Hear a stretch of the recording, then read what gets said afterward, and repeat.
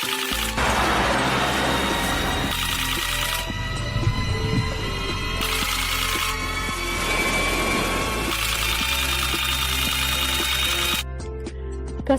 merupakan hak asasi manusia dan salah satu unsur kesejahteraan yang harus diwujudkan sesuai dengan cita-cita bangsa Indonesia sebagaimana dimaksud dalam Pancasila dan Undang-Undang Dasar Negara Republik Indonesia. Berbicara soal kesehatan tidak hanya tentang pengobatan atau dikenal dengan istilah kuratif. Namun, pendekatan promotif preventif adalah bagian yang tak terpisahkan dari penyelesaian masalah kesehatan. Salah satu penyebab masalah kesehatan adalah sampah. Banyak lahan kosong yang dialihfungsikan menjadi tempat pembuangan sampah ilegal. Sebagian besar TPS ilegal ini berada di dekat pemukiman dan kawasan perumahan. Di musim hujan, sampah yang tak terkelola dengan baik dapat menimbulkan pencemaran dan menyebabkan penyakit di tengah masyarakat. Demam berdarah dengue adalah salah satunya. Demam berdarah merupakan penyakit yang disebabkan oleh virus dengue yang ditularkan melalui gigitan nyamuk Aedes aegypti.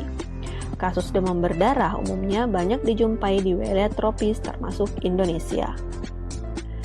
Nyamuk Aedes aegypti biasanya berkembang di musim hujan, ketika banyak genangan air di pemukiman warga, misalnya di talang air, ban bekas, kaleng, botol, plastik, gelas bekas, lubang pohon, pelepah daun, dan sebagainya. Berikut adalah potret terkait wabah demam berdarah yang terjadi di Indonesia. Sudah banyak korban akibat wabah demam berdarah ini di beberapa wilayah, termasuk Sumatera Utara, Riau, Sumbar, Kalbar, dan sebagainya. Dilaporkan bahwa demam berdarah di Indonesia ada sejak tahun 1968. Pada awal tahun 2019, Indonesia dilanda epidemik demam berdarah. Tingkat kematian akibat demam berdarah lebih tinggi dibandingkan dengan virus corona. Namun masyarakat tidak panik menghadapi demam berdarah karena DBD merupakan kasus tahunan. Menurut data dari Kementerian Kesehatan, hingga Juli 2020, kasus DBD di Indonesia mencapai 71.000 dengan jumlah kematian mencapai 459 kasus. Di tahun 2020, Dinas Kesehatan Provinsi Sulawesi Selatan juga mencatat penderita DBD mencapai 2.166 jiwa selama Januari hingga Mei 2020 dan 19 orang diantaranya meninggal dunia.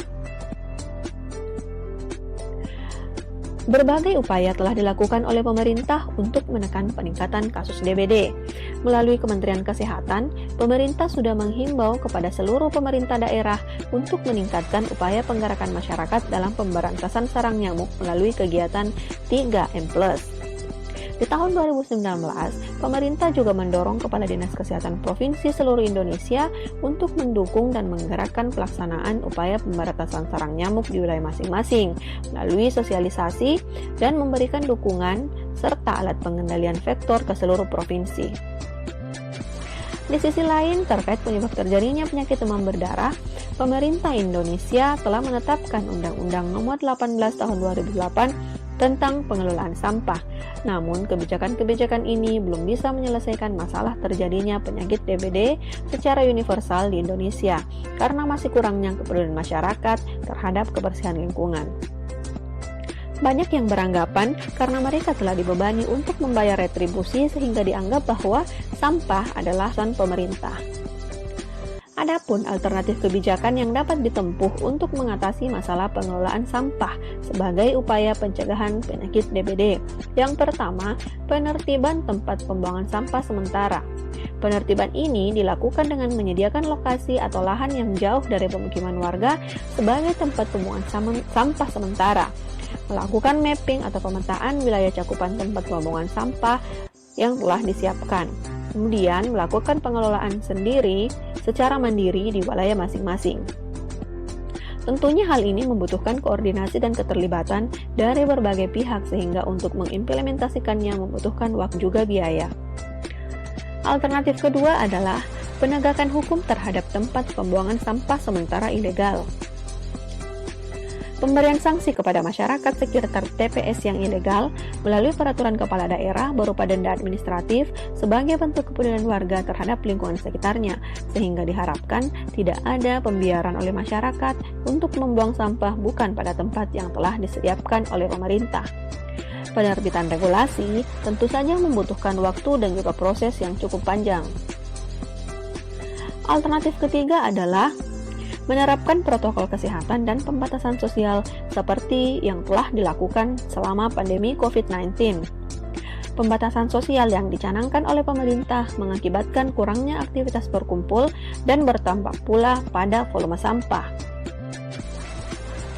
Dari ketiga alternatif kebijakan yang dapat ditempuh untuk mengatasi masalah pengelolaan sampah sebagai upaya pencegahan penyakit DBD, yang paling disarankan adalah menerapkan protokol kesehatan dan pembatasan sosial.